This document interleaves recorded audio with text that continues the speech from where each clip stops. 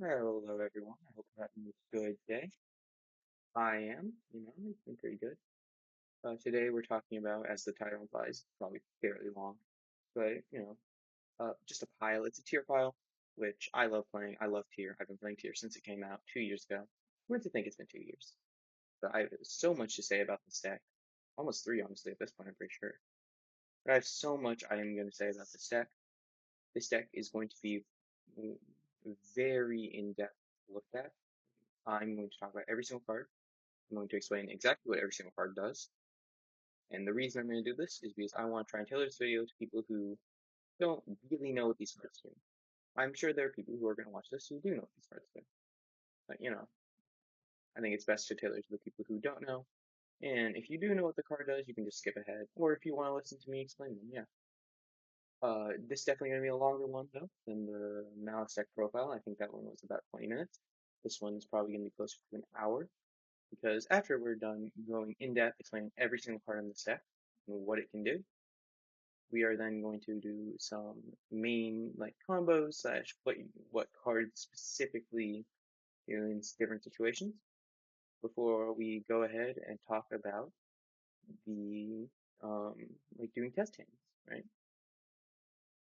Um, this list, if you saw is fairly similar to a list I believe made by, I will confirm the person's name real quick, but it's very similar to the one piloted by Laura A.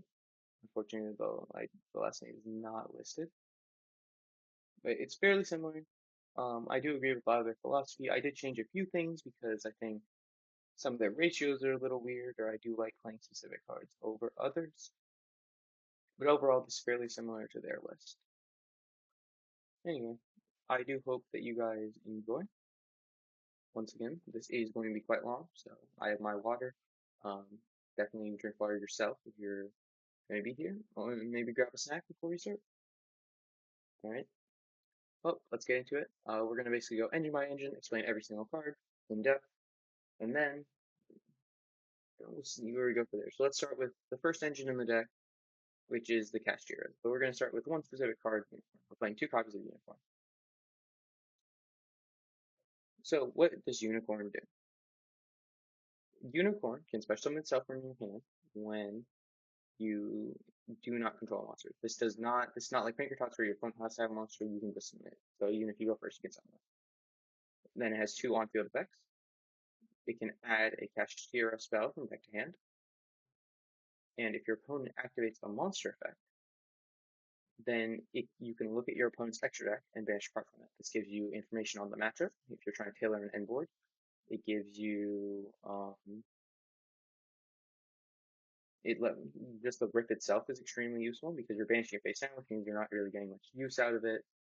Like they're not because they don't have their names when they're banished face down. So that means things like the Malice cards can't, or specifically Heart Scripter can't shuffle back the banished one. So if you banish like a White Binder, that's really powerful against uh, Malice. Against Ryzeal, not that many single good targets. If you're playing against a different deck that's playing Fiendsmith, banishing Requiem will be really powerful. If you don't know what any of those cards are, well, watch my Malice deck profile and you'll learn about Fiendsmith cards later in this list. Assuming you read the title, they are definitely there. Next, let's talk about the next card, and there's still the Kashtira Fenrir. We're playing two copies of it as well. Kashtira Fenrir can summon itself in the same conditions as Unicorn, so if you control the monsters. Unlike Unicorn, instead of searching a spell, it searches a monster, which does not exclude itself. So if you summon Fenrir, you can just search on a Fenrir. There are other targets for it, but it is good to know that you can at least do that if you really want to.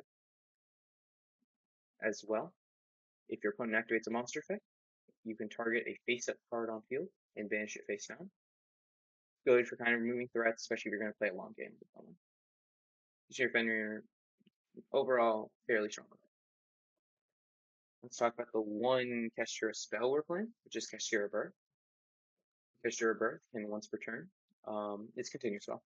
So once per turn, it can revive a Kashtira monster from your graveyard or banished. Then if your opponent activates a spell card while you control a Kashtira, I'm sorry, I'm trying to avoid some player. Kind of unavoidable with where my light is, but you know, if your opponent activates a spell card while you control a Kashtira monster, you can target up to 3 cards in their graveyard and banish them face down. Once again, just kind of good for getting rid of recursion. It's really favorable with a few Fiendsmith cards. Really good into Malice because, once again, when banished face down, they don't have their names. They're blank cards, which means that the Malices won't trigger and they won't recognize that they've been banished. And then finally, it has one other kind of niche effect, but it lets you normal summon level 7s without tributes. So it once again helps you not get bricked on level 7s if you draw them. And then for the final Kashtira card we're playing, First Planetary Set. This is a field spell. On activation, it can add a Malice card from deck to hand, or Malice card, whoa, can add a Kashtira card from deck to hand. And that's its main effect, but it does have 2 other effects, but one of them won't come up. When a Shangri-Ira, Kashtira Shangri-Ira, activates its effect, it can pop card field. We're not playing that card, so that will never trigger. But the other effect that can come up, and is at least good to know, it boosts all your monsters by the number of different attributes on field. So let's say there are 4 different attributes on field. All your monsters will gain 400 attack and 400 defense. Can come up, helps you assemble lethal sometimes, overall. There is one other Kashtira card, but we will talk about that more later in this deck because I don't think it really fits to explain here. But okay.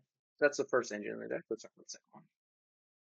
Second engine is the Fiendsmith card. We're looking at 3 engravers, of course.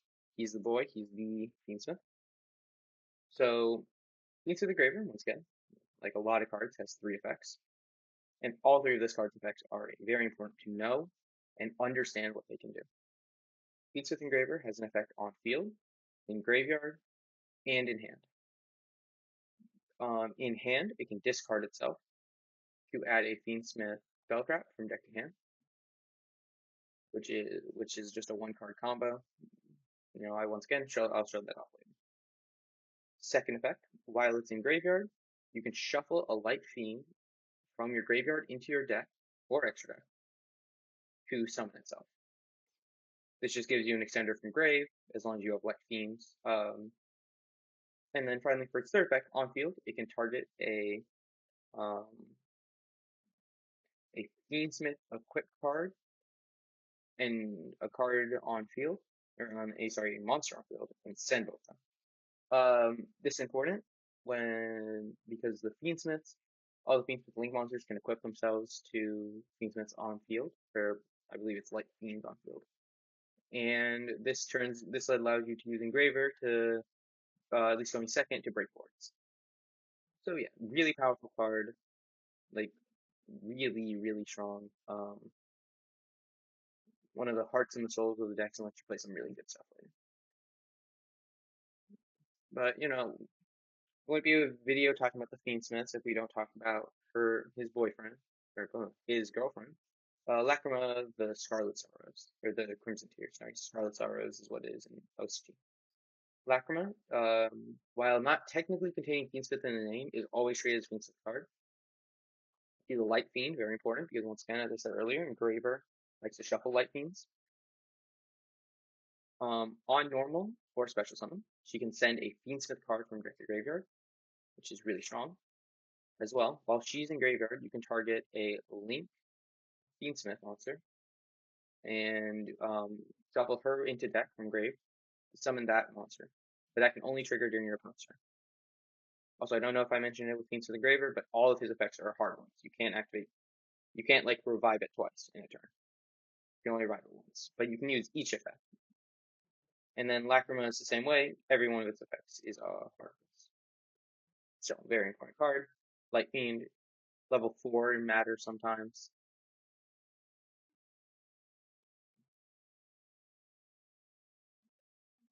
Alright, we're going to talk about a spell card, Fiendsmith Track. Fiendsmith Track is the only Fiendsmith's spell trap that we're playing. While there is another really good one called Fiendsmith in Paradise that lets you When your opponent special summons a monster, send a Fiendsmith from deck or extract to graveyard, which will let you trigger some of their other effects that once again we'll get to later. You can play Fiendsmith of Paradise as a second spell trap if you want to, but you're never really searching it. That's the card that you would send off black for, because it can set a Fiendsmith card, not just a monster. Let's talk about Fiendsmith Tract. Fiendsmith Tract can add a light fiend from your deck to your hand, and then you discard a card. Then it can banish itself from graveyard to perform a fusion summon of a Fiendsmith monster, using cards on your hand or field as material. This second effect almost never comes up, but hey, you can at least know it hasn't. Sometimes if you draw like every single Fiendsmith card, it comes up. I'm going to keep track here because we're going to explain it in it doesn't really make sense to play without Lurry. Fabled Lurry is a level 1 light fiend. Once again, light fiend, very important, and that means it can be searched off track, and it's usually the card you're searching off track. And it has a very simple text. If it's discarded to graveyard, you can special summon that. So because track searches the light fiend, then discards, you can go track, search Lurry to hand, and then immediately discard it to pay the cost for track. And then Lurry will summon itself, and now that's a light fiend for Fiendsmith and Graver. To shuffle back, and just a body on field. Very good, very important. As well as you in this deck, you have other ways to discard it. Right, let's move on to the next engine. We're going to talk about the Horuses. We're playing the big man himself, Imseti, Glory of the Horus. Imseti, Glory of the Horus is really strong. He can discard himself as long with another card in hand to add King Sarcophagus to your hand, and then you draw a card. So he goes 2 for 2, basically. You're trading 2 cards in hand to search a card and draw a card. You're not actually losing advantage when you activate him. And he has another 2 effects. An effect that all the Horuses share is to summon themselves. If you control King Sarcophagus, you can summon them from your graveyard. And then they each have a bonus effect that triggers when a card leaves the field by your opponent's card effect. So basically, if your opponent gets rid of one of your cards, they all can trigger an effect. Imseti can non-target send a card on field to graveyard. Now we'll talk about the brick of the Horus deck, or the Horus part of this deck. Happy Guidance of the Horus. Happy can, same as Imseti, can summon himself back while you control Kingsguard. And if he does have the most powerful effect, and pretty much the reason we're playing him over the other guys, is because he has the most powerful effect when a card leaves the field. He can target 2 cards that are in either player's graveyard or banished, and either add them to hand or shuffle them into deck. This is incredible. If this triggers, it can win you games by itself. But it's not usually triggering. He's usually not on field to trigger. But if it does trigger you, it's crazy. Unfortunately, he's a brick. You really don't want to see this card again. You want to send it to the graveyard with our next card. King Sarcophagus. King Sarcophagus. We're still playing 3 of it. Once again, you're playing. You really want to see this engine. This deck really thrives off this engine. This kind of what holds. If I had to say what holds the deck together, what's the glue? It's this engine. It's the Fiends, or it's the Horuses. So what King Sarcophagus can do is can discard a card to send a Horus monster from deck to graveyard, and can do that up to 4 times per turn. The reason it can do it 4 times per turn is because there are technically 4 Horuses. We're only playing the 2. We're only playing Imseti and Happy. While you normally actually want to draw Imseti over Kingsark, because if you go Imseti, pitch a card. So you go Imseti and discard whatever. Discard a random card. You add Kingsark, draw a card. Now you can just Kingsark, send the card you drew, and you have both Horuses engraved, so you don't have to. Basically, when you draw Kingsark, you have to discard 2 cards. When you draw Imseti, you do still discard 2 cards, but you draw a card along the way, so it's like you discarded 1.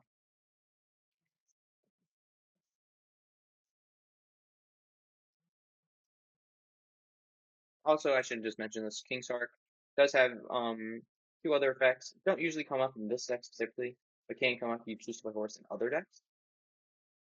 Kingsark, if a Horus monster battles, can at the start of the damage step send the monster it's battling. It's really good. It doesn't target and sends, so that means it gets around a lot of the cards that have like, oh, this can't be destroyed by card effects, as well as it gets around this card cannot be targeted by card effects.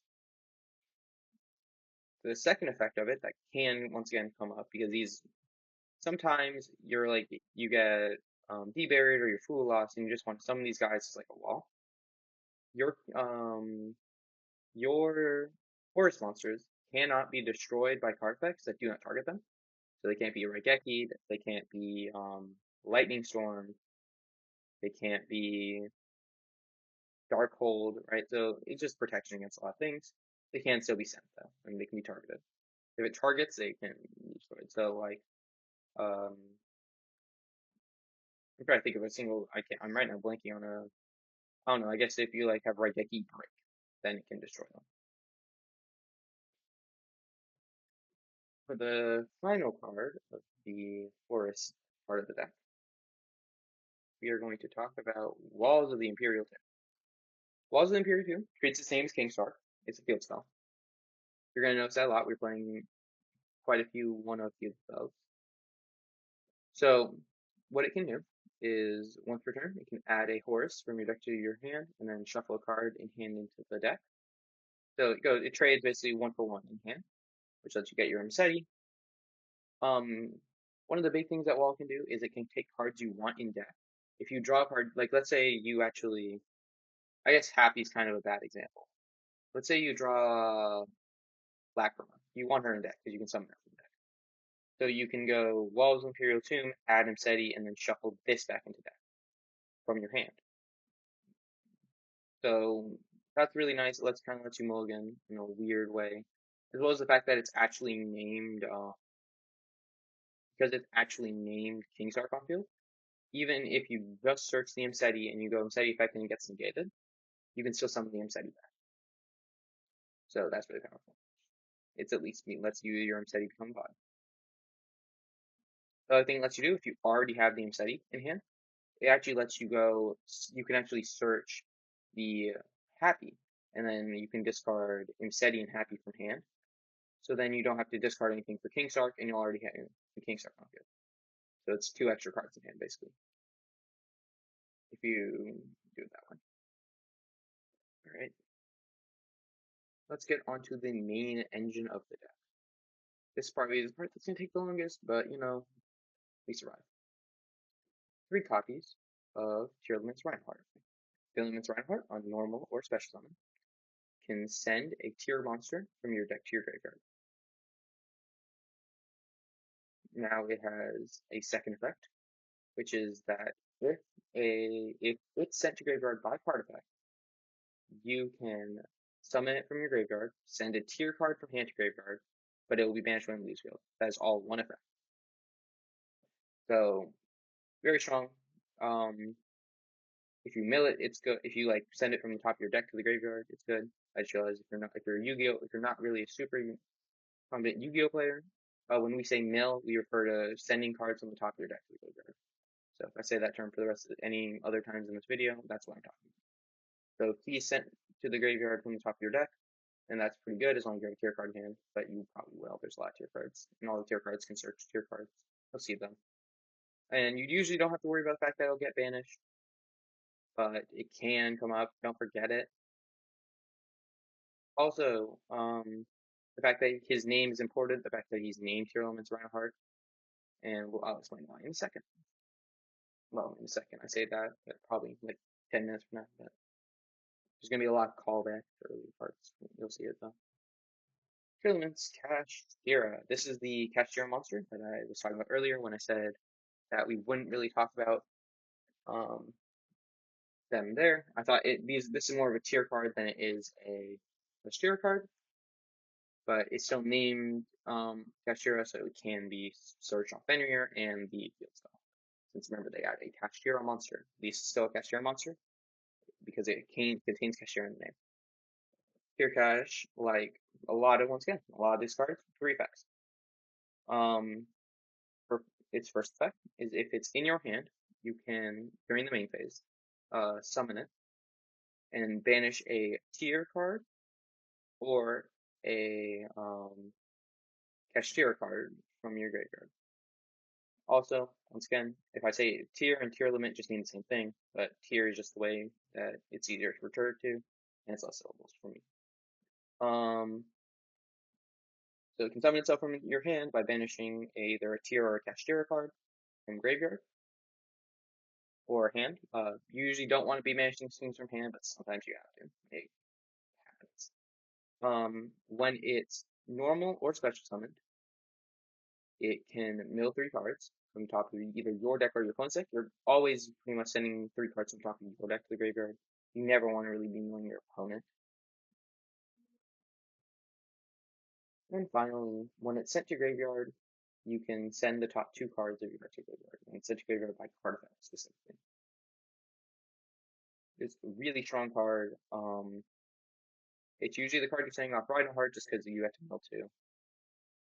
If it's sent to graveyard as well, Kashtira Birth, I think I talked about it earlier, but since it can revive any tier card, or any tier card, sorry, any Kashtira. I think it's confusing to say these words a lot. This is like my 3rd take of this, so my voice is getting kind of tired.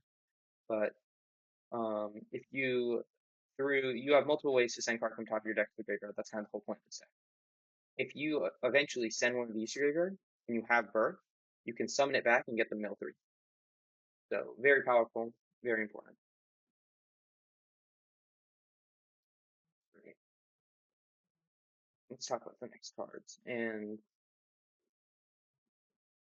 these 3 cards, I'm going to kind of talk about them. They are 3 different cards, but unfortunately we can only play one of each.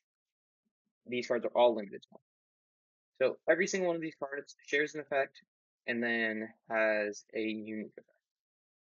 So I'll go ahead and go over their shared effect. If any of them are sent to graveyard by card effect, you can perform a fusion summon using materials in your hand, field, or graveyard, including themselves. They must use themselves, which is kind of hard to conceptualize, but pretty much just imagine when you activate one of these to fuse, you are basically saying, imagine your entire graveyard is your hand, but you must use them as a material.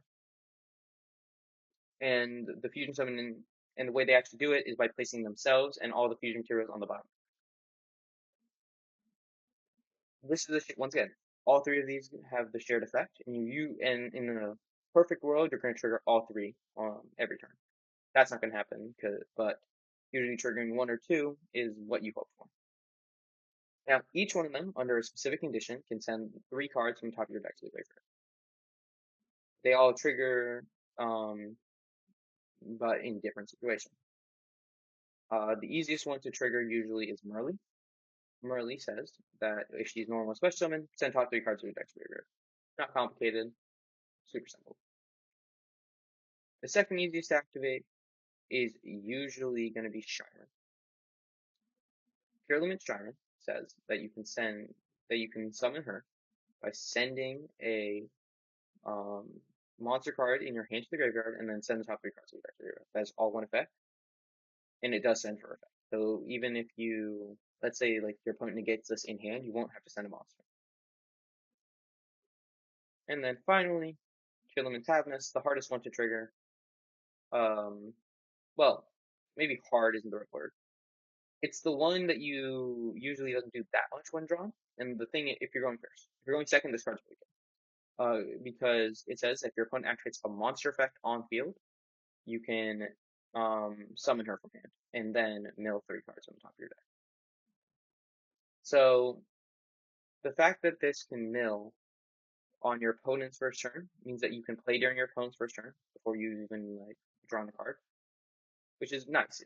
And when we had full power tier before all these cards semi-limited, Havness was the best one because you were basically guaranteed to be able to do stuff during your opponent's turn.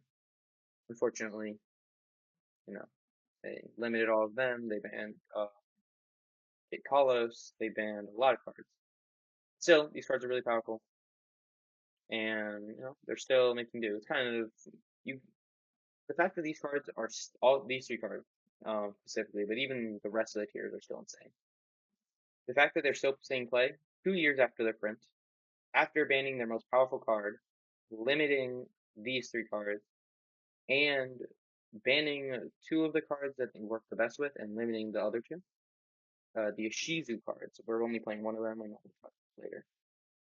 But yeah, it really puts into perspective how powerful this deck was in this game.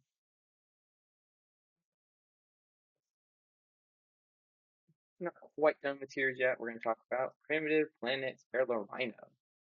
This is a field spell for the deck.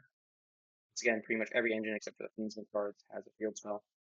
Primeval Planet Tearlaments can, on activation, add a tier monster from your deck to your hand, or Visa Starcross. Now, this is the first time I'm mentioning Visa Starcross. We're not playing him, but the fact that this card says Visa Starcross on it is important. And unfortunately, no, I don't think we've actually talked. Yeah, we haven't talked about a different card that mentions Vsauce yet. But a lot of cards will mention them, and I'll say it every time. We're not playing Vsauce, but it's important to know that these cards mention Vsauce. So if it adds a Tearlaments monster or Visa Starcross from your deck to your hand, really powerful. Just consistency, right? Like if you're playing, you're more likely to see what card you want. And this card's flexible. Say sometimes you need Shyren, sometimes you need like a way to summon without using your normal. Sometimes you haven't used your normal, so you want a normal summon Rhino Heart. So flexible. Flexibility is the name of this card. But its other 2 effects are nothing to scoff at. If you like the fact that sometimes your opponent's just going to be forgetful, it happens. We've all done it. I've done it. But it boosts your fusion monsters and your Tearlaments monsters by 500 attack. Pretty good. It's just generally nice that it has it. Means that a lot of the times it's really hard to beat over your stuff. But yeah. And then if a Tearlaments monster is shuffled into the deck, it can target a card on the field and pop it. Now, what does this mean? This means that every time you fuse with one of your tiers, because remember, they shuffled themselves into the deck to fuse. So that will trigger this and let you pop a card. Not only are you getting a fusion monster on field, you are destroying your opponent's card. It's really nice. This card sometimes single-handedly will win a game because you'll just every single turn you're fusing with a tier, you're popping your opponent's card, and your opponent's just unable to get into the game. It just really does shut down a lot of these super combo-y decks, or even a lot of other decks. Like your opponent tries to make Closed Moon, which once again I'll talk about that later. I really hate that I have to keep saying it, but it's just so true for this deck. Then you can just pop it, and there you go. You know, you're out of the race. You have ways to trigger your tier monsters during your opponent's turn, which is why I say you can just pop it. Right, let's move on. Still have tier cards to go over, don't worry, you know. This is the Tearlaments spell card. Tearlaments Scream. Scream, once again, is really strong. It's a continuous spell. In this deck, your backline, your 5 spell and trap card zones are going to be filled up. And once again, when we do practice combos later, you will see that. Tearlaments Scream. If a monster is normal or special summoned, while you control a Tearlaments monster or Visa Starcross, once again, there's that Visa Starcross name. I feel like I'm playing, I'm Dora the Explorer. I'm like, can you find the Visa Starcross? It's on the list. But, if a monster is normal special summoned while you control a Tearlaments monster or Visa Starcross, you can send the top 3 cards of your deck to the graveyard, and then you can make your, not can make, it's mandatory, I'm pretty sure. But basically, all your opponent's monsters will lose 500 attack. And the reason this is, maybe the word powerful isn't the right word, is versatile, is because Scream does not just apply to monsters on field, and it's really weird. Basically, even if your slow and it's like let's say your opponent had a 1000 attack monster, and you trigger Scream, so now they lose 500 attack. So now they'll go down to, so now their monster's 500 attack. If they summon a new monster that had, let's say, 2000 attack, Scream still will apply, and that monster will lose 500 for that turn. As well, since it does not need to be you who special summons or normal summons, if you have a tier monster on board, let's say you did your normal combo, you had Scream, and now you still have Scream up and you still have a tier monster on field. if your opponent normal special summons a monster, you can scream and you can mill, which is how you can get Tearlament monsters from to trigger during your opponent's turn. This is one of the ways. Also, it has another effect. The first effect is really powerful. The second effect just kind of is what makes this card so incredible. If it's sent to graveyard, it can it can add a tier trap from your deck to home. Any Tearlament trap. So very powerful. Once again, every single card in this deck versatile. That's the big thing. Every single card in this deck performs multiple functions. Or if it performs only one function, it performs it really well. Tearlament's Grief, we're only playing one of it. Tearlament's Grief has two effects. It can, when it is activated, it can summon a Tearlament's monster, or Vis of Starfrost, from your deck or graveyard, and then you can send one monster you control to the graveyard that either matches its type or attribute. What this allows you to do, and even if you control no monster, you can activate it because any tier monster you summon. So let's say you summon, let's say probably the one you summon the most often is Tier Cash. So Tearlaments Kashtira. So Tearlaments Kashtira is a water psychic. So you summon it. So now you either have to send a psychic monster or a water monster, either or, but not both, from your field to your graveyard. Right? So like for instance, you don't have to send both a psychic and a water. Like that last sentence was kind of confusing. It's more you have to send either a water or a psychic. If something's both, you can still send it though, but you just don't need to send it two monsters. So Tearlament's Grief can be activated even if you control no monsters. So let's say you summon Tier Cash from deck. This is Tier Cash, by the way. Tearlament's Kashtira, you just run it to Tier Cash. And then immediately you can send it to graveyard, which will trigger its effect to mill 2. This also works for all the Tearlament, the ones that want to be sent to graveyard to fuse, because they'll be summoned, and then of course you can just immediately send them. It also means that if you have like the other attributes, you can just get rid of them and then get a tier monster from deck. Powerful card. Also, I don't know why I put it over there yet. If it's sent to graveyard, it has probably one of the least relevant graveyard effects, but still nice to know. I'm going to quickly take a sip of water. Okay. If it's sent to graveyard, with a card effect, it can target a banished Tearlament trap card and add it to hand. You haven't talked about any tier traps, then let's talk about them. What this means is that since it's there is one other tier card that we're not playing that can target a banished tier monster when sent to graveyard by card effect and add it to hand. That one we're not playing. You don't want to be banishing your tier monsters. You want them engraved. But that means that for Tearlament's Kashtira, you will always, if possible, okay, if you don't have a trap in graveyard, you can. But to summon it, remember, because it can summon by banishing any Tearlament's card, you will usually banish a trap card just in case you happen to get, through randomly sending cards from the top of your deck to the graveyard, you get, Alright, well, we've been talking about Tearlament traps so much. Let's talk about the ones we're actually playing. We're playing 3 Sulliek. Sulliek has 2 effects. It's a continuous trap card. Once per turn, if you control either a Tearlaments monster or Vis of Starfrost, you can target a effect monster on field, negate its effects, and then you can send a monster you control send one monster you control to the graveyard. The way this is worded, that means that if you send one of the Tearlaments cards, the Tearlament monsters, they will trigger they will be able to use their effect because they were sent to graveyard by card effect. It sends your card effect. It's very important. If you activate this card and your opponent negates and destroys it,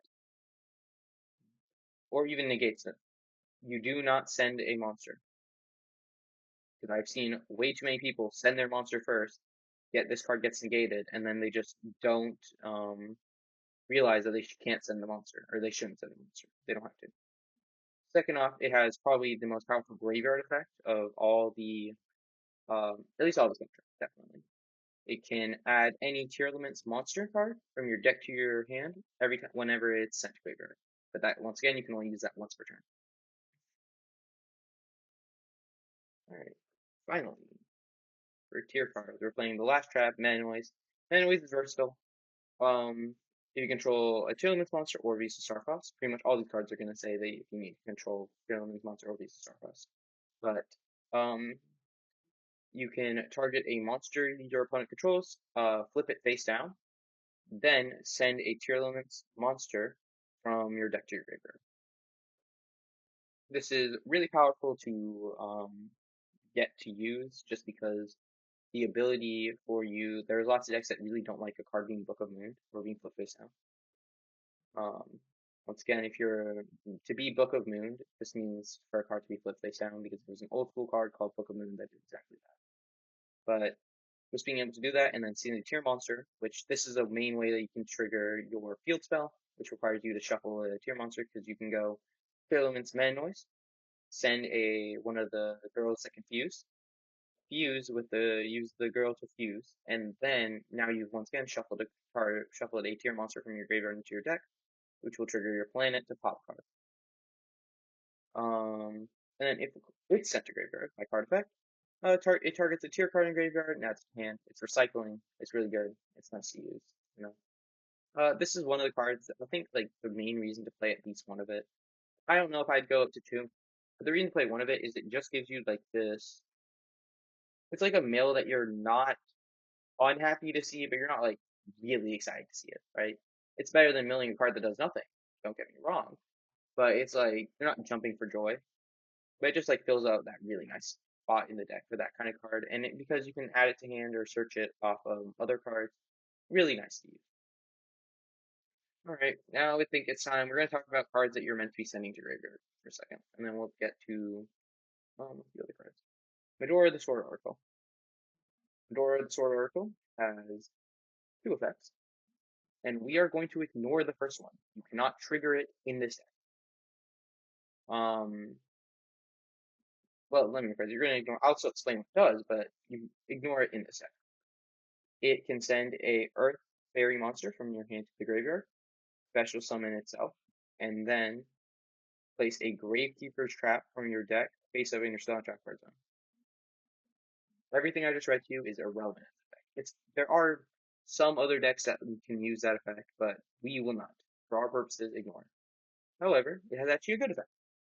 If it's on field or in graveyard, you can banish it, and this is a quick effect, so it can be used during end of player's turn. You target up to 3 cards in either graveyard, shuffle them into deck, and then that's it. This is really strong. This is deceptively powerful.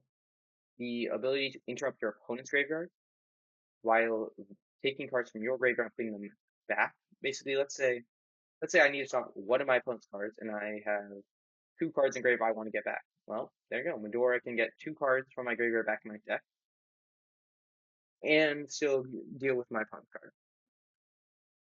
As well, because it shuffles into deck, it will trigger your field spell. You know, triggering your field spell during your opponent's turn is one of the main instructions of this deck, so that's why I keep mentioning it. But it keeps coming up. What can you do? Okay, next card that we're at least trying to mill is going to be Destiny Hero Malicious. I'm playing 3 of it. This is one of the worst cards in the entire deck to draw, except for in one situation, which I will explain when we get to combos later. Destiny Hero Malicious is very simple effect. Banish itself from graveyard, summon another Destiny Hero Malicious from back. The problem is, let's say if you draw 1 copy of this, because it cannot summon from hand. So, of course, there are ways to get it from hand into graveyard, but if you can't get rid of it from hand, now your Destiny Hero Malicious can only summon 1. Basically, let's imagine a world where I've drawn 1 and I've sent 1 to graveyard. We don't need, and this is in deck. I can banish this, right, and summon this from deck. And now when this gets sent to graveyard, normally I should be able to banish it and summon the 3rd one, but because it's in hand, I can't. So this card really does It's okay. Honestly, drawing two of this card is fine, or one of this card is fine. If you draw two of this card, you're really feeling downhill. If you draw three, then man, I just feel so bad for you. It'll happen. It'll happen one day. It's gonna happen in your most important game of your life, and you're just gonna be so sad. But this card is so good. If you can send it to graveyard, it's so good. All right, on to two new cards, or two new cards. More cards that are really good when sent to graveyard and you really don't want to draw. Trivy Karma. We're playing two cards of Trivy Karma. Trivy Karma can target a Vsauce in your monster zone, and one effect monster your opponent controls negate the opponent's monster's effects. And if you do, the targeted monster gains attack equal to the original attack or defense of the monster, but whichever one is higher. Everything I just said, ignore it. Once again, this we're not playing Vsauce. We don't plan on using that. It's okay in a deck if you put some Vsauce. It's okay in Vanadium, which is a deck based around Vsauce. Not good in this deck though. All right. But now let's get on to the actual effect. It can banish itself from graveyard to add any card that mentions Visa Starmans. That's why I kept mentioning, oh, this card says Visa Starmans. That's why so many cards are only playing one of them, because at some point, if we get this card to graveyard, which can be done through a myriad of ways, remember, we have all these cards that are sending cards from the top of our deck to the graveyard. So eventually you will hit one of these. And it will means that this card, when it's engraved, is either a extender by searching your field spell, or interruption when it comes to your field spell. It can help you start combos if you mill it super early by searching Scream, or once again, search your field spell, which searches your monster, which starts your combo. It can search a part of your end board. If you search, you can search one of the traps. If you, for instance, because remember, since Scream is only once per turn, which if you don't remember, Scream is the spell card that adds a Tearlaments trap when sent to graveyard. If you Scream for a Tearlaments trap, and let's say whichever one you add, because remember, we're playing two different ones. Trivy Karma can grab you the other. Important to note is that Trivy Karma does not say Tearlament in the name, so you can't search this. You kind of do just have to mill it, but you really will. But it does really suck to draw. Okay, so finally time to wrap around to the very beginning where I mentioned that we were playing a lot of random one copies of these field spells. And the reason for that is this card, Rainbow Bridge of Salvation. Rainbow Bridge of Salvation, I literally do not know what this card does on it. I could read it, I'm not going to. I'm deliberately choosing not to read it because I know it does nothing. This card, however, in graveyard, can banish itself from graveyard, add a Crystal Beast monster from your deck to your hand, and any field spell. That's why we're playing one copy of all these field spells, because this lets you get any of them, whichever one you need, right?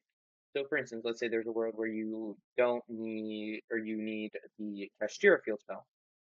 This represents that. You need the Tearlaments field spell. This is still that. You need the Horus field spell. This is that. Now, there's one other part of this card that I did mention, and that's that you need to add a Crystal Beast. Unfortunately, you cannot add a field spell if you do not add a Crystal Beast, so we're playing Emerald Tortoise. I know, I said Malicious was one of the worst cards in the deck to draw. This is the actual worst card. Like, there is not a card that you want to see less in your deck. I would honestly rather draw two copies of Malicious in my hand rather than draw Emerald Tortoise. Emerald Tortoise does pretty much nothing. It's a card that you have to play. Now, why are we playing this over all the other Crispies? Because the other thing is that it's an Aqua, which since all the Tearlaments are Aqua, it matters because they have a few cards that care about Aqua attributes. Um, but man, is it grim that you're playing this card. I really wish we didn't have to. But Rainbow Bridge is that good. So yeah, it's a Crystal Beast deck now. Thank you. That's why it's in the title. Okay. Let's move on to pretty much power spells, right? That's what we're gonna talk about now. Foolish Burial Goods. what Foolish Burial Good says, it pretty much just it literally just sends a spell trap from your deck to the graveyard. Your two main targets are Rainbow Ridge of Salvation to search any field spell. And the reason why Rainbow Bridge is usually the choice, or not usually, let me phrase it. Why Rainbow Bridge is more often the one you send is because if you, remember, you're randomly sending cards from the top of your deck to the graveyard. So if you send the Emerald Tortoise from the top of your deck to the graveyard, then now even if you eventually randomly hit a Rainbow Bridge, you can't Rainbow Bridge because you don't have a Crystal Beast deck to add to hand. It's in graveyard now. You're usually sending that early in the combo before you um, start, before you actually have a chance to mill the Emerald Tortoise. The other thing is because Foolish Burial Goods can be activated before you summon a monster. If you Foolish Burial Goods send the Rainbow Bridge of Salvation, you can add the Kashtira field spell, Pressure Plant Racive, from your deck to your hand. And now when you activate that and you add a Kashtira card, or Kashtira monster, you can now summon the Kashtira monster, because remember, the Kashtira monsters, it's been a little bit, once again, that was like 30 minutes ago, so if you don't remember, when they're summoned, they will try to summon themselves. My apologies. I have like a script and I'm still kind of messing this up. But to summon themselves, you have to control no monsters, except for Tear Cache. So it will actually let you play them before you play anything else if you draw this card. We're not playing a third copy just because there isn't space. If you could play 61 cards, by the way, this is a 60 card deck. Yu-Gi-Oh decks range from 40 to 60 cards. This is 60 card deck. If you could play 61 cards, then the 61st card would be Imperial Goods. It'd be the third one. Really good card. Honestly, might play 3 if I think of something to cut. Alright. Power spells time. Triple Tactics Thrust. Triple Tactics Thrust is really strong. If your opponent has activated a monster effect during your turn, you can this card cannot be activated unless that first effect has occurred. If that has not happened, this card cannot be activated. But the payoff is really powerful. If it has occurred, you can set any spell trap from your deck to your deck, but it cannot be activated that turn. While that does not seem crazy, and honestly, you would be completely right to think that. And in fact, I wouldn't even argue if you said that this card was bad, just off that one, because Mana Noise is pretty much the main target for this. It has to be a normal spell trap, and since you can't activate that turn, you really want a trap card that does something. Because the spell card, otherwise, if you set a spell, you're just kind of waiting. However, Triple Tactics Thrust has one other small little part of it that makes it really strong. If your opponent controls a card, you add it to hand instead, and then there's no restriction about activating it that turn. So this lets you basically add any spell trap from your deck to your hand. And I mean, you guys have seen how many spell traps we've gone over. And this grabs any of them. If your opponent controls a monster, it's just activated, and it has activated. Means it's really good going second, and it's fine. It's good enough going first. It's just an extra layer of interaction if you go first.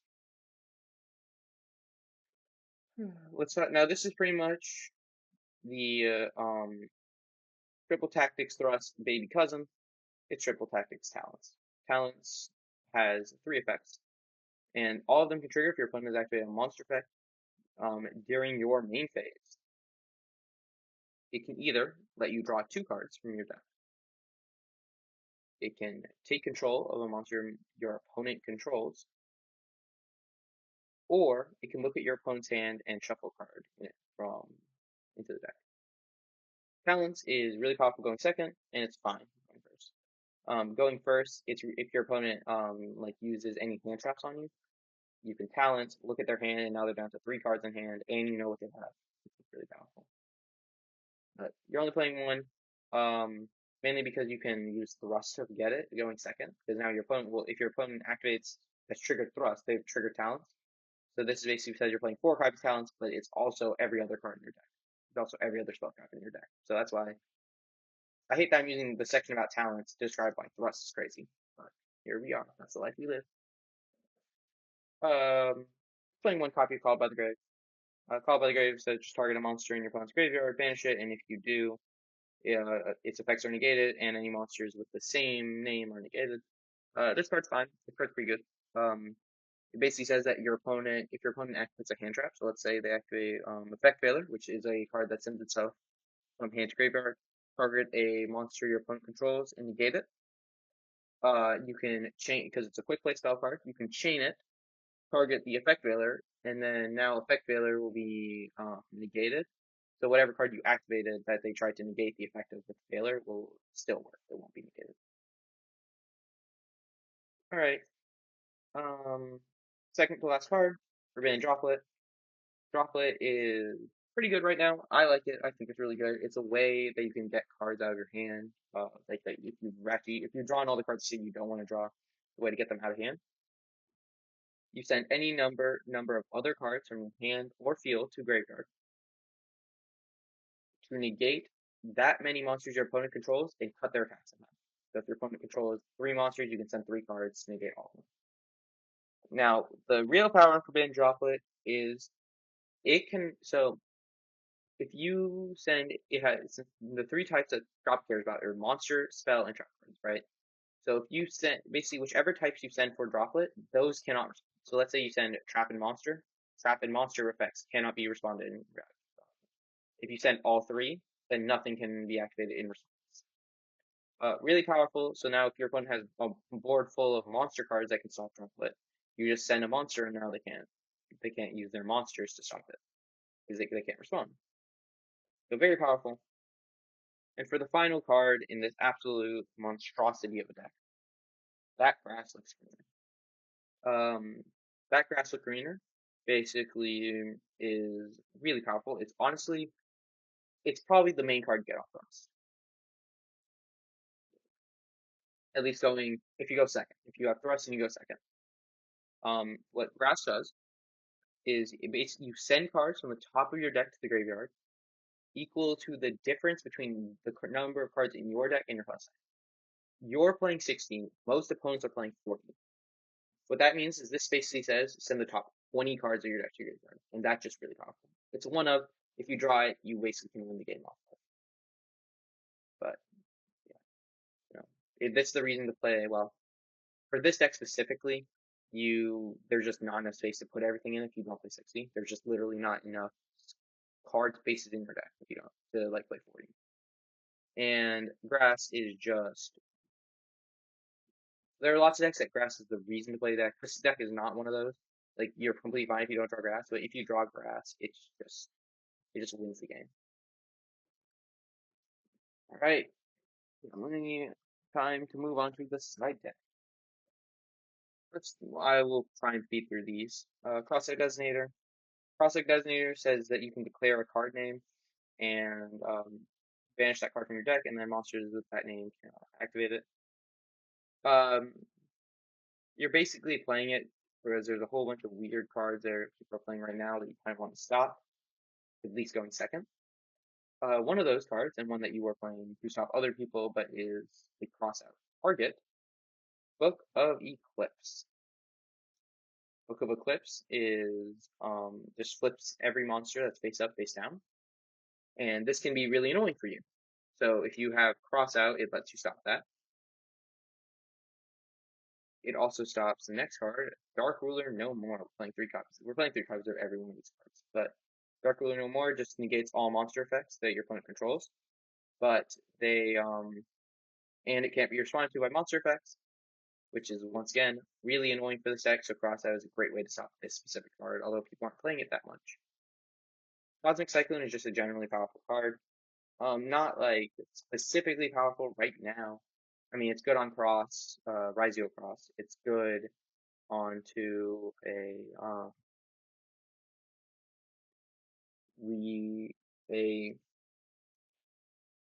sorry, I'm really blanking on the names. Malice and Underground, it's really good against. It's you can force out the Malice traps super early.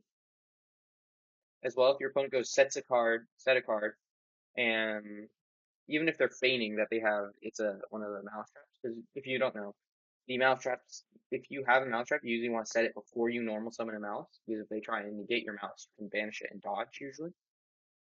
So if they do that, you can immediately Cosmic target the set card, and now they don't have a mouse on field to banish, so they'll just lose it.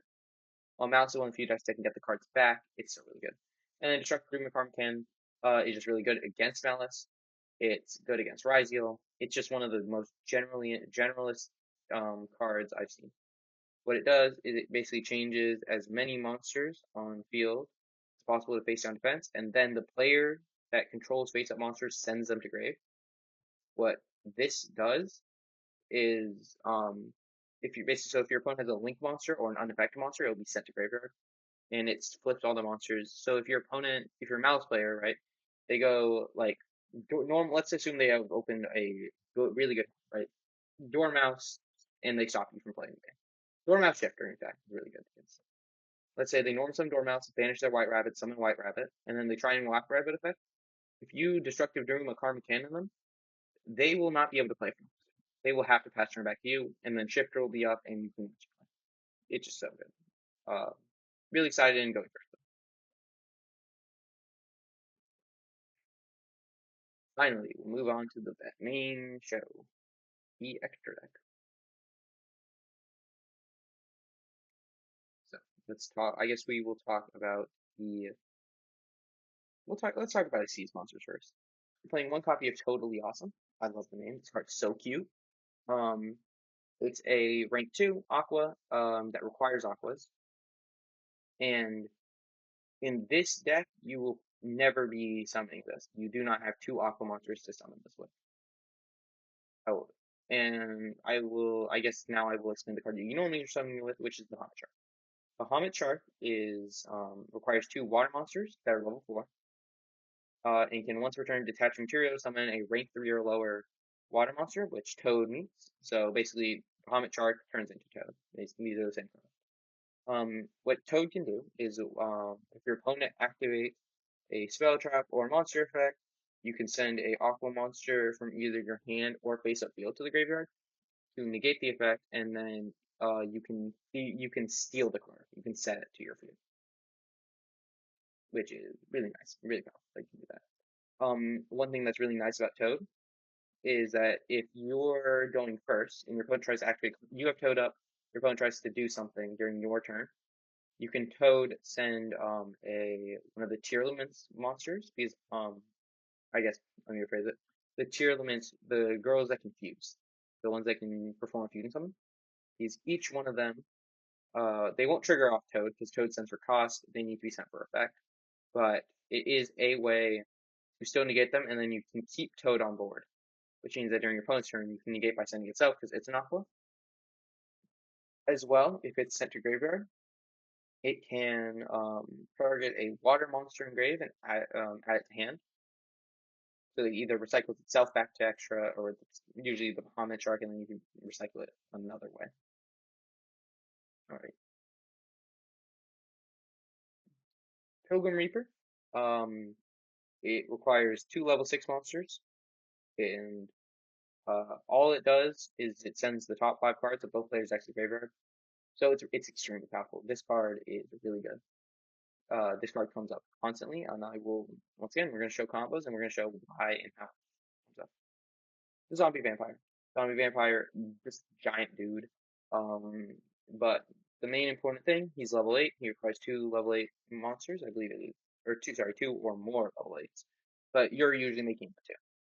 As well, his effect on field is that he can detach material. Both players send 4 cards from the top of their deck to the graveyard, and then you can summon a monster sent. This can be yours or your opponent, but that effect is so powerful.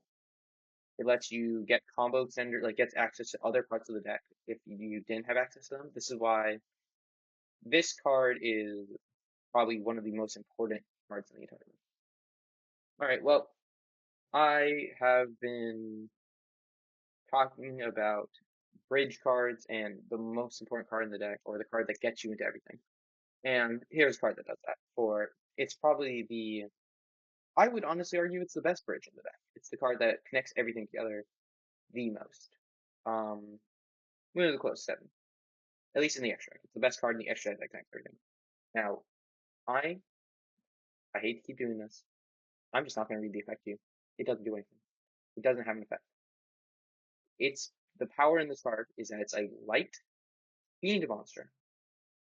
Which, if you remember, I think back to the very beginning of this video, like almost 45 minutes ago. Light fiend that works with the Fiendsmith cards, and it's any two effect monsters. That means any two monsters can translate into this. Super strong, super powerful, and the reason for that is because the next card we're going to discuss, Requiem. Requiem is a Link 1 monster that requires any light fiend. See? So any two effect monsters becomes this, which can become Requiem. Requiem can tribute itself from field to grave to special summon any Fiendsmith monster from your deck. Right? Really powerful. And it can equip itself to a Fiendsmith monster. So if you remember the Fiendsmith engraver, right? From the once again, very long ago, he can send a equip Fiendsmith card, which would be this card when it equips from graveyard. It can also equip from field, but usually you're grave. To it. Also, any monster that's equipped with this card gains 600 attack. Really good. Let's go ahead and finish up. Actually, let's finish up the Fiendsmith while we're here. Fiendsmith sequence. Fiendsmith sequence basically lets you perform a fusion summon of a fiend monster by shuffling fusion materials from your graveyard into the deck. As well, it is a Link 2 monster, it's a light fiend, and it requires a light fiend. You have to use at least one light fiend to summon.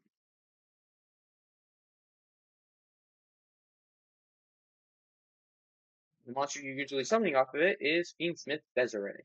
Fiendsmith Desiree is very much a very strong card. Now, the fusion materials for it are quite steep. It requires the Fiendsmith engraver and 2 light fiends. So it does usually cost a lot of materials engrave, but you can make this every game. You can get to that amount of materials. Now, it's the important effect of Fiendsmith Desiree is that Desiree can, once per turn, negate face-up cards your opponent controls, or face-up cards on field, sorry, equal to the Link rating of Link monsters onto it. Sequence, just like Requiem, can equip to a what's it called? Sorry, can equip to this monster, right? Because it can equip to any light fiend, non-link light fiend. So you can't equip to you can't have a Requiem equipped to Sequence, but you can have Sequence equipped to Desiree. And Sequence, while Requiem gives it a 600 attack boost, Sequence actually makes the monster untargetable, which just makes it kind of annoying. But Desiree can, so now if you have this, you can now negate any 2 cards as a quick effect. Really good, really powerful, important part of your board. And then if it's sent to graveyard, it can target a card on field, send it to grave by shuffling a light fiend.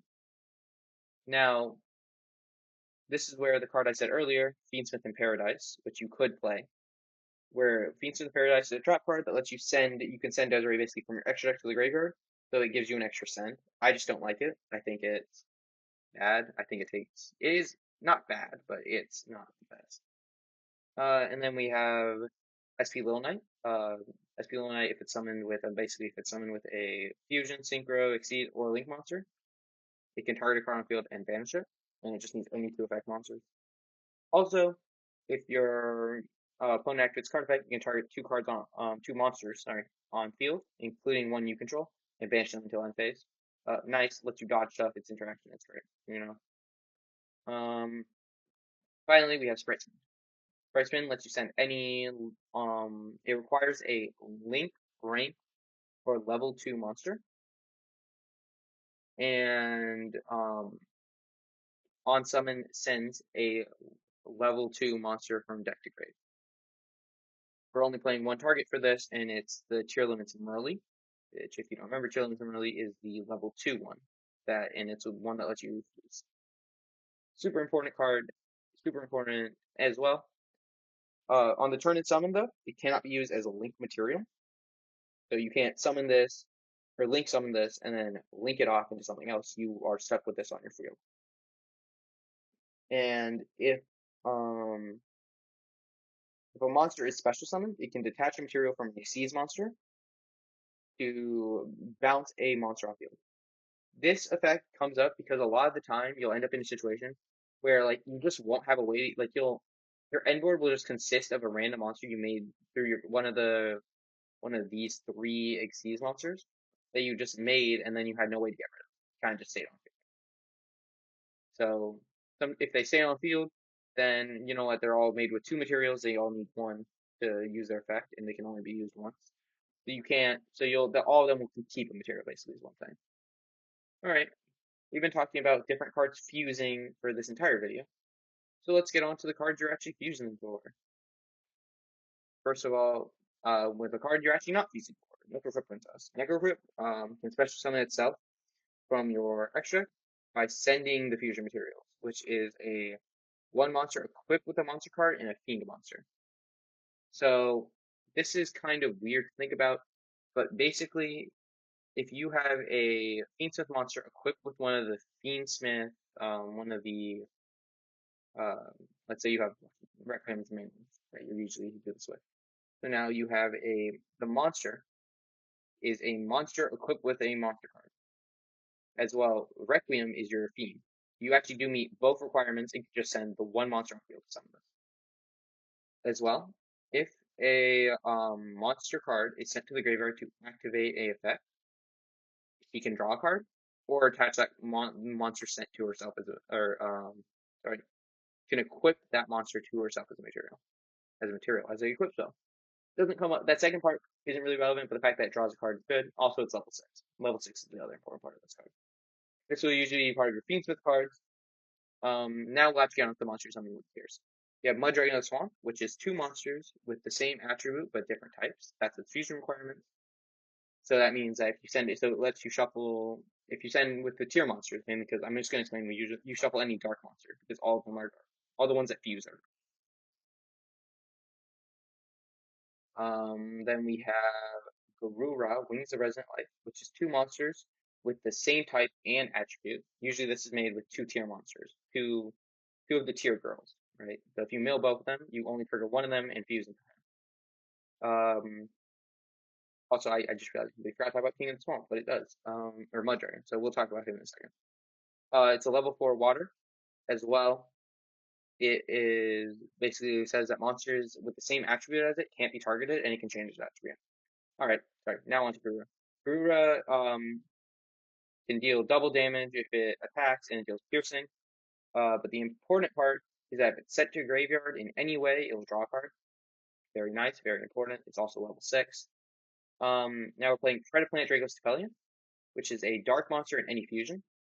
So the tier monster will be the dark, and then you just need any of the fusion monsters engraved to shuffle to make him. You can target a monster on field and give it a predator counter. And monsters while he's on field, monsters with predator counters cannot their effects are negated and they become level 1. The level 1 is really important against Rise Heal because now it turns off effects. Finally, the big boy himself, the big tier monster. Tearlaments Kaleidoheart. Kaleidoheart, very shiny. Actually, this isn't even glare at this point. This is just purely the shine of the card. It's Tearlaments Rhinoheart, very specific, plus 2 aquas. So this means that it has to be a tier name, Rhinoheart, and then any other aqua. There are other aquas in deck. It can either be another tier name. It can be the Emerald Tortoise that we talked about earlier. It can be the Toad, because Toad is an aqua. So sometimes there's situations where you go Toad, negate something, send itself, target Bahamut Shark back to extra, and then you fuse the Toad into a Kaleidoheart. So then remember, since they shuffle the materials, the Toad will be back in your deck and you can summon it again. Let's talk about Kaleidoheart's actual effects now. He can't be used as a fusion material as well. When either he's summoned or an aqua monster is sent to the graveyard, you can target a card on field, shuffle it into deck. Already really good. And if he's sent to graveyard by card effect, he can resummon himself and then send any tier card from your deck to the graveyard.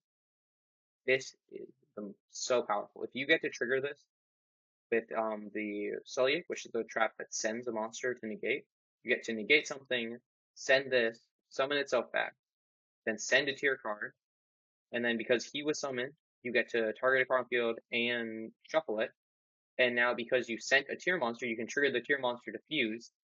Or well, this can also send spell trap, by the way. But if you send a monster, you can fuse with the spell trap or with the monsters and a um, make any of your fusions. Which now you've shuffled a tier monster into deck, so you can trigger your field spell to pop a card. So that's 2 pops plus a negate off of this card and thing. Or it gets resources if you choose to send something else. Very important card. Great to have you on the team, Cloudheart. So that's the entire deck. Um, wow, we are running on a lot of time. But you know what? I did say we were going to explain some basic combos and what you're trying to do. So let's just we're going to talk about the first main kind of quote unquote combo I want to talk about is going to be our Umseti, Glory of Horus, and a copy of the card I said you don't want to draw except in this exact hand, where you draw Imseti, Glory of the Horus, and a Destiny Hero Malicious. Let me show you what you can do. Activate Imseti effect, pitch itself in the Malicious. You are going to add from deck to hand a King Star. Let me just quickly find one. The deck's in order, but and then we're just gonna draw a random card. Okay, I made sure that card wasn't important for what I'm showing off, but you drew a random. You're gonna activate the King Star Configures, and now you can send the random card. I'm just gonna put it back in deck. But you in real life you would obviously put in grave, but because it's just an example, I'm just putting it back in deck because it was just a random card. Or this could be a different card in your hand if you drew something you want. Remember, King Star does not make you discard the card you drew. You're gonna send Happy Guidance of Horus. Now because you can coach King Star, so you can summon back Happy, you can summon back Imseti, and now overlay to make Zombie Vampire. Now you're gonna activate Zombie Vampire. Now there are 2 worlds here. There is a world where you mill 4 cards. I remember he summons a monster that was milled. There's a world where you mill 4 cards and you hit a monster, and there's a world where you mill 4 cards and you don't hit a monster. So it'll only affect something at the very end of the combo, which I will show then when that happens. So mill 4, I'm not going to actually mill 4. Or I guess I could. Let me just make sure these are. Now, obviously, in real life, these are cards would actually do something usually because they're going to be cards that you want engraved or something like that. Let's just assume these cards are milled, right? Let's put them over here. Say milled cards. Let's assume you have not hit a monster, and then you're going to banish Destiny Hero Malicious to summon a Malicious from deck. Who to grab?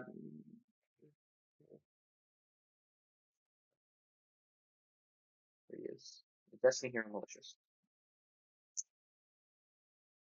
Now you're going to link these 2 off.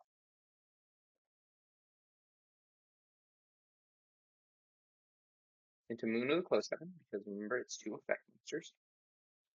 You're going to link Moon of the Close Heaven into the copy of Requiem. Requiem effect attributing itself to summon from deck. Now you can summon your Lacrima, the Scarlet or the Crimson Tears. You can activate her effect to send a Fiendsmith from deck to graveyard. This is going to be your copy of Fiendsmith in graveyard. Or as DB Grinder would pronounce it, in Garbare. Now you're going to activate Requiem to equip to the Lacrima. Then the Lacrima, the Fiendsmith, the Requiem, because now you meet the conditions, making Necroquake. You're going to banish the second Malicious to assert, or to summon the third from deck.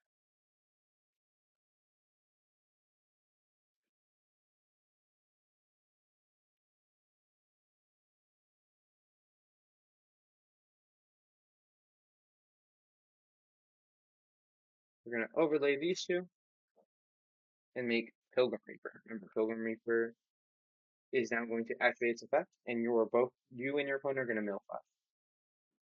1, 2, 3, 4, 5. Yeah.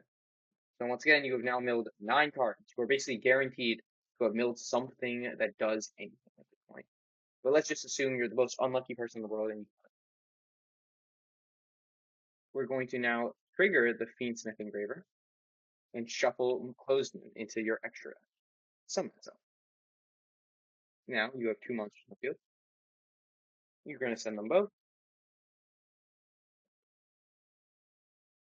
and make the sequence because that's now 2 monsters, including a light beam. You can sequence effect and now shuffle your 1, 2, 3. That's Engraver and 2 light beams to summon from deck or from extra deck. Sorry, the Desiree. Now at this point, here is where you would stop if you got really unlucky, you hit nothing as well. But the important thing is that your zombie vampire, if you do remember him, the zombie vampire did not hit a card. If the zombie vampire didn't hit a card, then at this point you would just activate sequence effect and equip itself to the Desiree and pass turn. Your opponent with you have 3 cards in your hand, which you still have plays basically from there. However, if your zombie vampire did hit a card, then you would keep the sequence on field, and let's just have a random card here. Whatever, we'll just use this. This will just represent any monster that you would hit off the zombie vampire. Let's assume it was Emerald Tortoise, actually. A card that doesn't do anything. You link the monster and the sequence off. Since sequence is a link to, you can make Sprint, and now you can activate Sprint effect to send a level 2 monster from deck to graveyard. This will let you send from deck to graveyard your Merly. You get to actually use Merly now, and Merly and Necroquip, because Necroquip is a fusion monster, and you make Draco's Capelia. Now you activate sequence, equip onto Desiree, and this is your end board. This is a basic combo that you should know. You're playing 3 of these cards, you're going to see them eventually. What does the end board represent?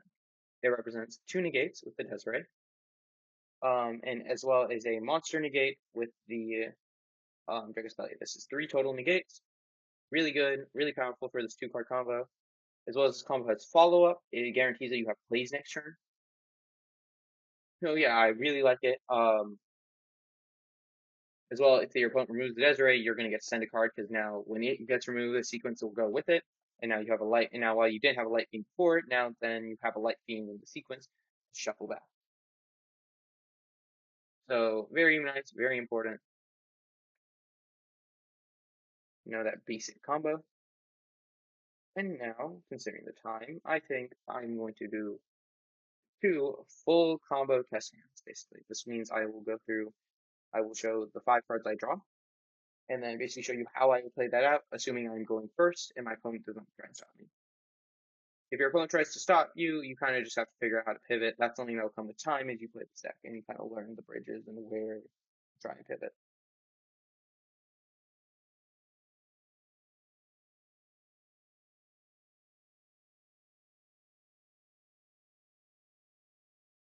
Really glad if you are seeing this much of the video, then you really are sticking through because this is long. I think it's probably going to be the heat death of the universe by the time that this actually uploads. But hey, all right, let's do this. I'm going to quickly grab water, and I will explain every play slowly. We'll do 2 test hands. Ideally, both of them won't be terrible. But you saw me shuffle. Let's see. 4, 5. So I would normally show off this hand, and there's a very specific reason I'm not going to. It's because that grass look greener basically says you win the game, and because it's going to hit everything. I think that this doesn't really show off different parts of the deck in a interesting way. So while this hand is incredibly good, it is not good for the purposes I wanted to do. So unfortunately, we will have to shuffle it back into deck. But that hand is beautiful. Like, please, if I ever go to a major tournament with this deck, please let me open that exact hand. Like, all gas, no brakes. No, nothing.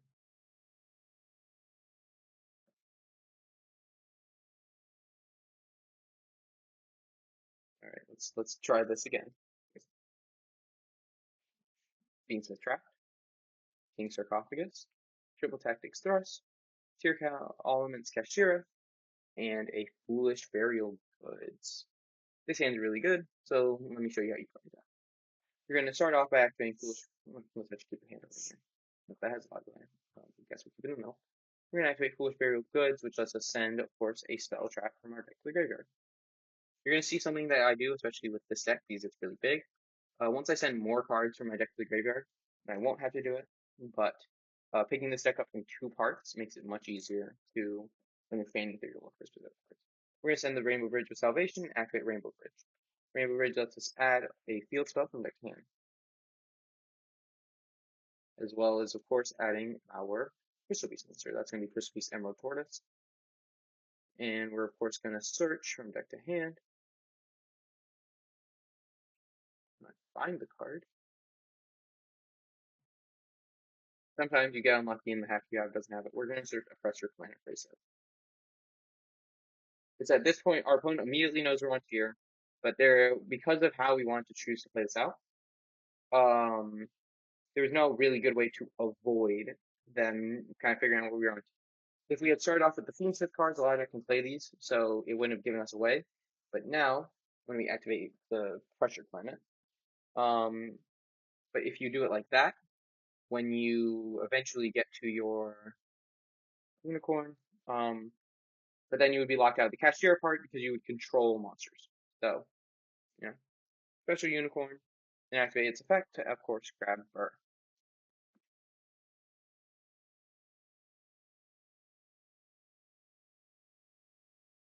I hope you guys are okay with me like slightly pausing sometimes. It's mostly just because my throat needs to quickly recover before I can continue with the video.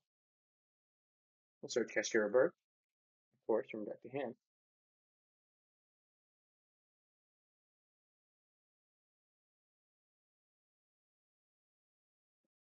Alright, we're gonna go activate. Now what our opponent currently knows, actually I think we're gonna do it like this. Cards over here are cards our opponent knows. Cards over here are gonna be the cards our opponent doesn't know. Makes it kind of simple and makes it kind of easy to see what I'm doing, why I'm doing what I'm doing. Activate Fiendsmith Trap to add and then discard. So you're gonna add the Fabled Blurry. Remember, it's a light fiend, and you can immediately discard it.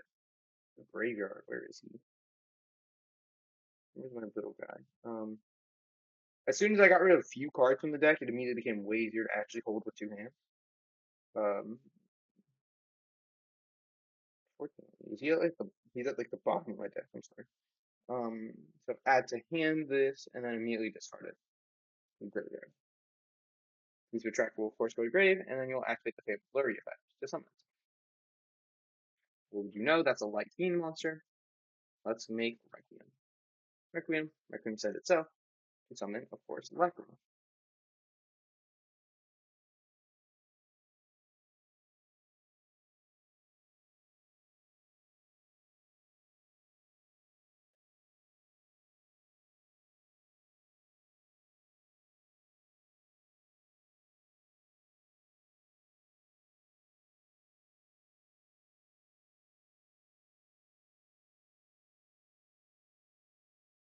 Where is this guy?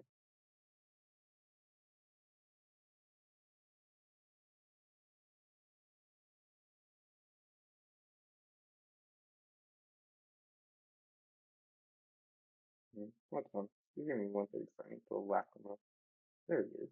There he is. Lacrima, and then you can trigger Lacrima effect to send, of course, the Engraver.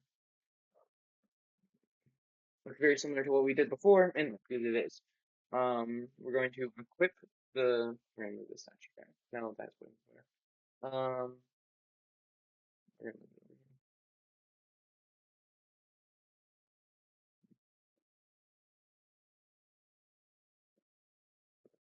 I'm just going to keep them down here and slightly separated. With that, Lacrima Requiem, and we can, of course, make our Necroquip. It's at this point that we're going to reveal that we have Kingstark. And activate Kingstark effect, discarding the turtle. And we're going to send to graveyard here Happy.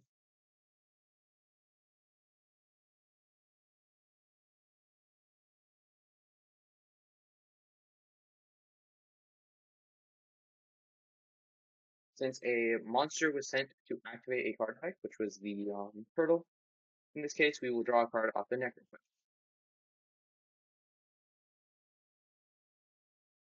Fiendsmith Engraver. Doesn't do anything because we only play one Fiendsmith card. Sometimes that happens, you know. It's a card that we can discard, so it's actually really completely fine. Here, because we actually really want to keep the Fiendsmith Engraver, like we want to keep it in not the Fiendsmith Engraver, like the Fiendsmith Engraver effect to summon itself, so we can make sequence. But we still need a 6. We're actually going to activate Kingstark and discard the Engraver in hand to send a Imseti. The reason we want to do this is so we can go summon Imseti, summon Happy, overlay, or of course, the one, the only, the zombie vampire. Is at this point where literally anything can happen. At this point, I have everything up until now has been fairly understandable for me. I have known exactly what's going to happen. Is at this point where we are sending random 4 cards from the top of my deck to the graveyard, that I have no clue what's going to happen. Maybe Bridge of Salvation, we've already activated that this turn. We can't use that. Can't use Droplet. But Destiny Hero Malicious is exactly what we want to see. We're going to summon the Malicious out. We can now overlay Necroquip and Malicious to make Pilgrim Reaper. With this, we can go Pilgrim Reaper effect. We're going to detach the Necroquip, and we're going to kind of hope we don't hit a Malicious. 1, 2, 3, 4, 5. We hit a Malicious, but man, that's everything we could really ask for. We're going to go Chainlink. We're going to go Chainlink 1 Rhinoheart to summon himself and discard a tier card. Chainlink 2 Scream to add a tier or a trap. Chainlink 3 Tier Cash to mill tier. And we are going to mill Thrust and another tier cash off of the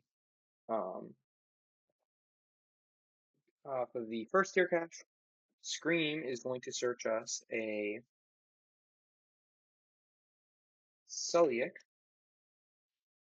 And now we're going to go summon Rhinoheart by discarding Sulliek. We are going to go activate the effect of Sulliek to add a tier monster. It's Chainlink 1, and Chainlink 2 is going to be Rhinoheart to send a tier monster. Our send is going to be a copy of Tearlaments Madness, while the add is going to be a copy of Tearlaments Rhinoheart for future turn. This does grab and follow up, and we can trigger Havens effect, of course, because she was sent to graveyard. Here we're going to shuffle herself and the Malicious, because remember, that is now a 2 dark monsters, but they don't share a type. And that is the necessary requirements for us to make a copy of, where is he? There he is, Mud Dragon of the Swamp. We can now go overlay Mud Dragon of the Swamp and the Rhinoheart to make Bahamut Shark. Bahamut Shark is now going to activate the effect, detach, and summon a Totally Awesome.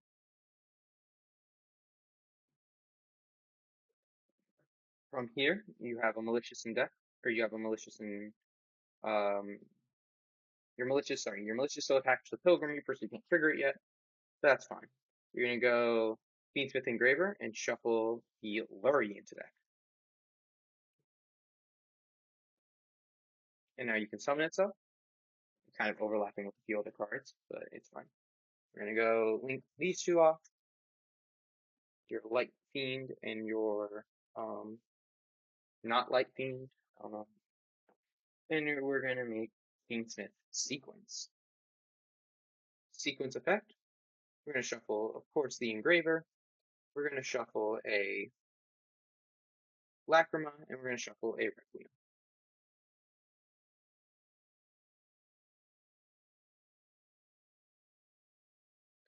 And we will make a Fiendsmith Desiree.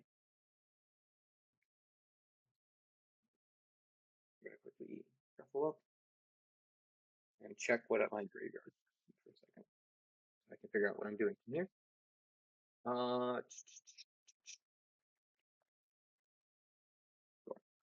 You're going to go Pilgrim Reaper in sequence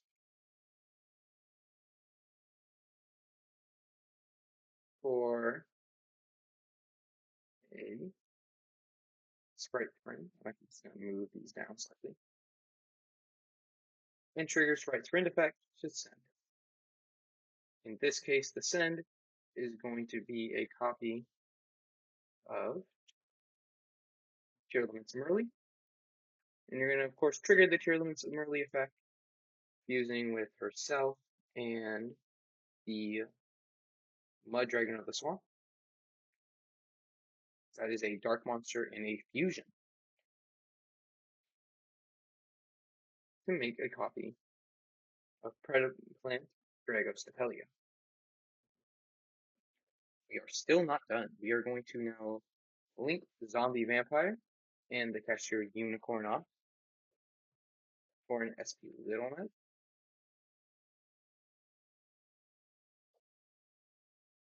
Oh, sorry, small mistake. It should be on this side, and that should be small mistake, but it's on. You can now equip the Fiendsmith sequence to the Desiree, activate Birth Effect, and trigger Birth. From here, now you have two choices. You have the safe choice, which is summon Unicorn, and then just use it as an extra deck grip, or you have Tear Cash on field this turn. So I'm going to summon Tear Cash because I would like to mill. Tear Cash effect, mill 3. And it pays off. Okay. Trivia Karma effect lets you add a card that mentions Beast of Starfrost from deck to hand. And that, in this case, is going to be our copy of Tearlaments. Tearlaments Cellular. So we have two unknowns in hand. We have Tearlaments Cellular, Tearlaments Rhinoheart. We're going to set a card. And with that, we will just make sure that all of my housekeeping items are checked. We will pass turn to our opponent. This looks innocuous, but it's really powerful.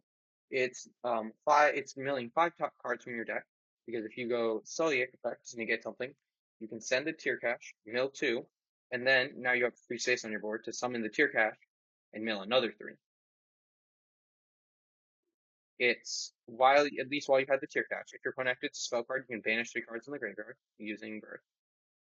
You have 2 negates with the Desiree, a third negate with Dragostapelia, a fourth negate with Totally Awesome. So this is 1, 2, 3, 4, 5 negates. This is a banish of a card on your opponent's field. So that's 5 negates, 1 banish. This is graveyard interruption. And then, assuming you get even a little lucky with the Tearlament cards and what you mill with your Tear Caches, then there is a extremely high possibility that you make a Collider Heart. You have all the material, and that's another spin. So this is anywhere between, this is 5 negates plus 2 interactions minimum or 3 maximum.